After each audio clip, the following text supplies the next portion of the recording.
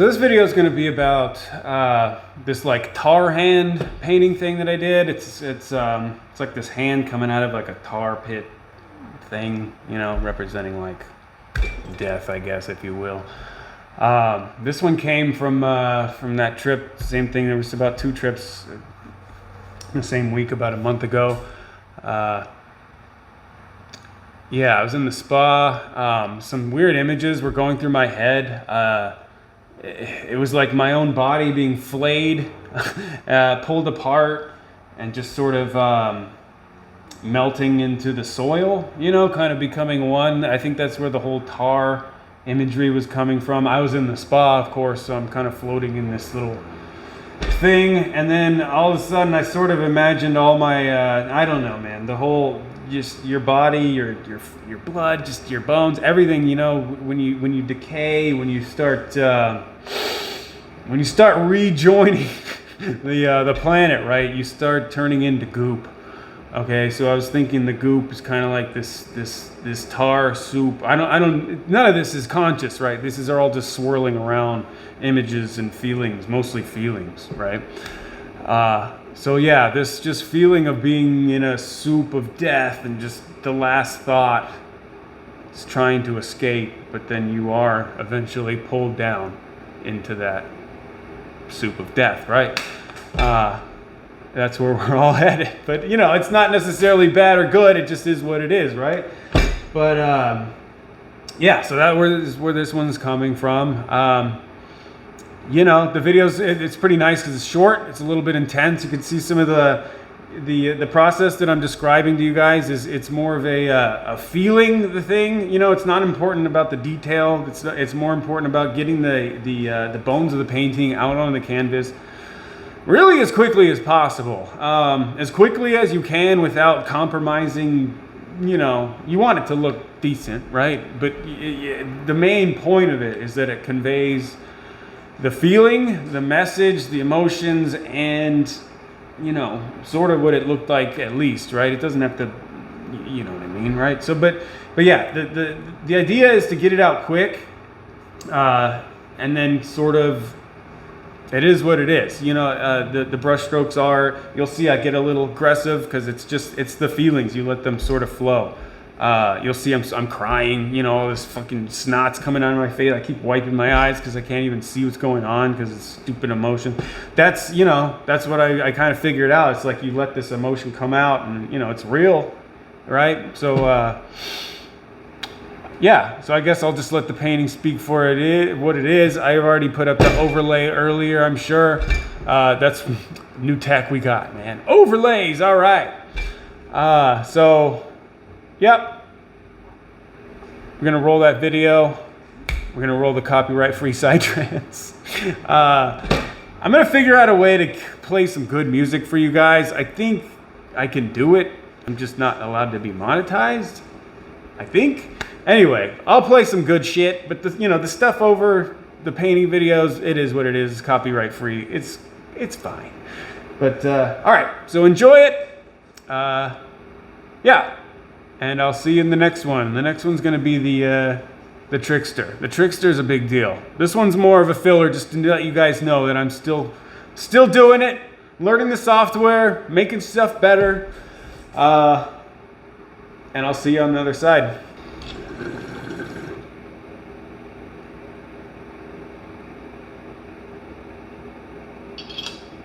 All right, well, we got more new tech for you guys.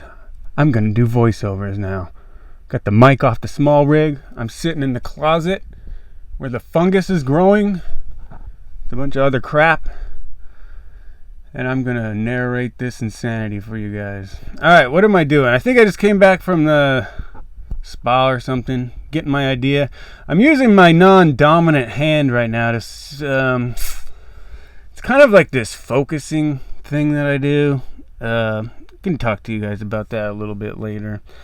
Yeah, there'll probably be a whole video on this whole deal coming up soon. But yeah, anyway, you use your non-dominant hand as sort of a focusing technique, as your non-dominant hand is sort of connected to your mind, right? Your dominant hand is your body hand, your doer. So I'm left-handed. So that's probably confusing anybody. So yeah, I'm left-handed. So my non-dominant hand is actually my right. I'm standing there like a moron, trying to absorb whatever the hell I'm trying to absorb from wherever I'm trying to absorb it. A lot of times I will actually just verbally ask whoever's out there to just guide me sometimes, and sometimes you will instantly receive an answer. Other times you will receive complete silence, and you just gotta go from there, I guess. But yeah, literally sometimes, and I believe this is a silence time. I'm by myself with my own little emotions here.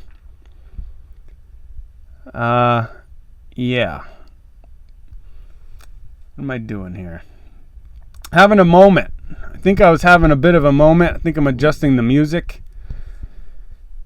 Yeah. Gotta adjust those eyes, or dry those eyes, because the freaking tears, man. The tears and the snot just will not stop sometimes, and it is actually a major problem.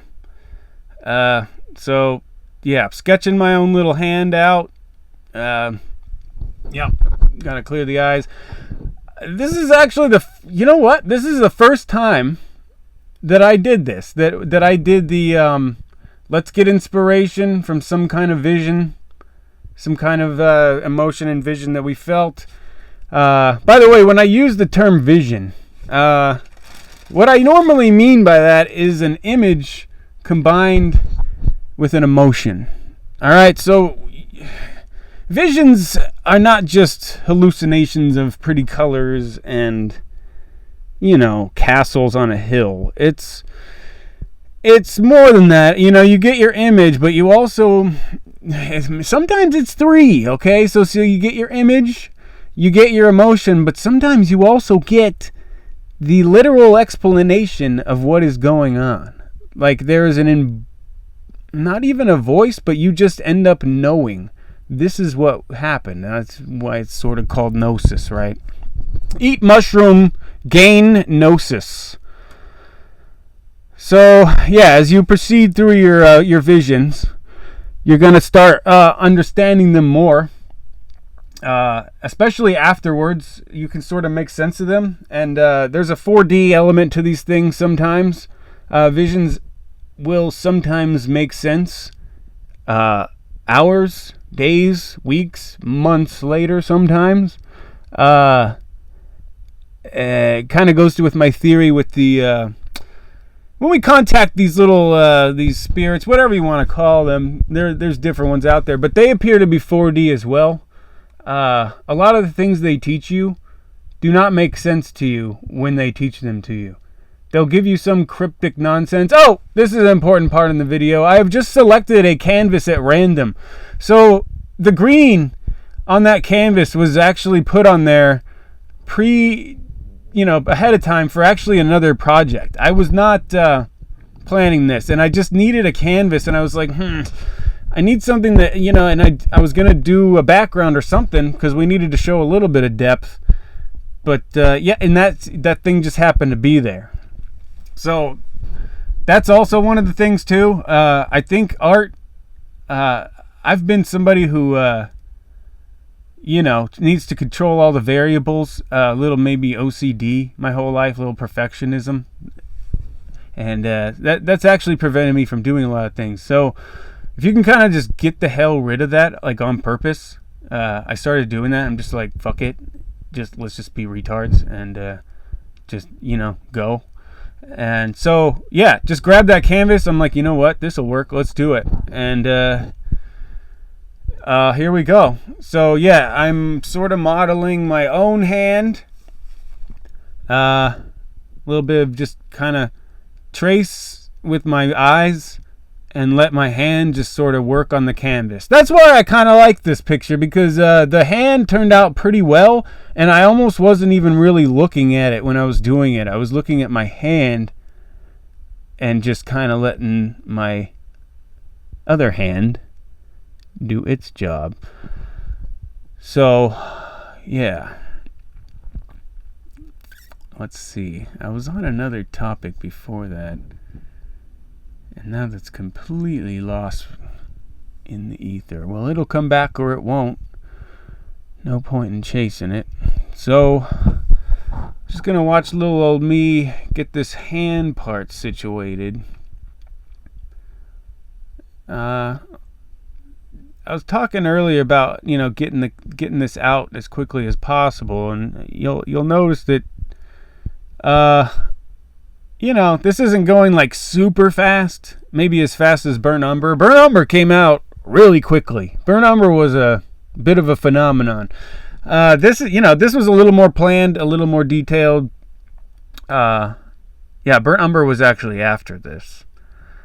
This, I believe, is the first one.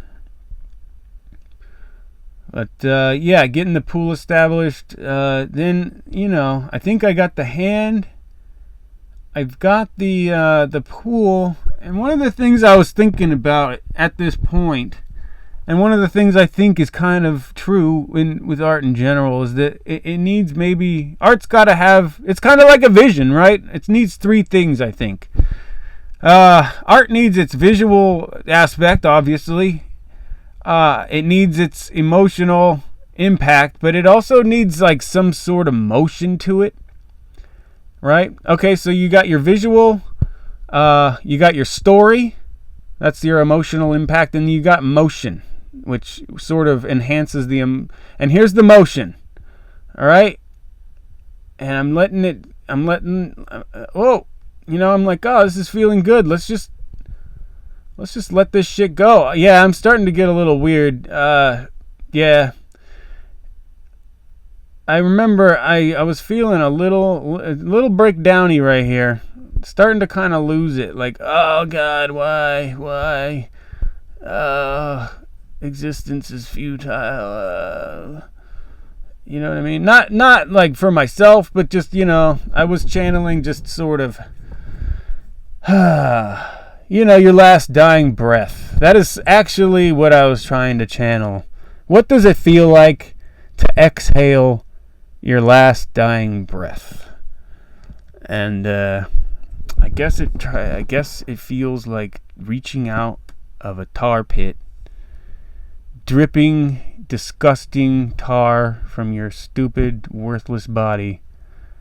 And there's nobody to pull you up, and you just sort of sink down into that pit and join it. Well, that's pretty much it for this episode. Yep, there's the little old me wiping the nose. I get a lot of sniffles going on when these things, you'll notice. I should probably keep some tissues by the things. I'm not sniffing so much. But, yeah. I think that's it. And, I will check you guys later. Hope you like the voiceover. I like doing it. Something about doing the voiceover where I'm not on camera. I'm able to able to let loose a little bit. This is fun. So, I will check you later. Peace out.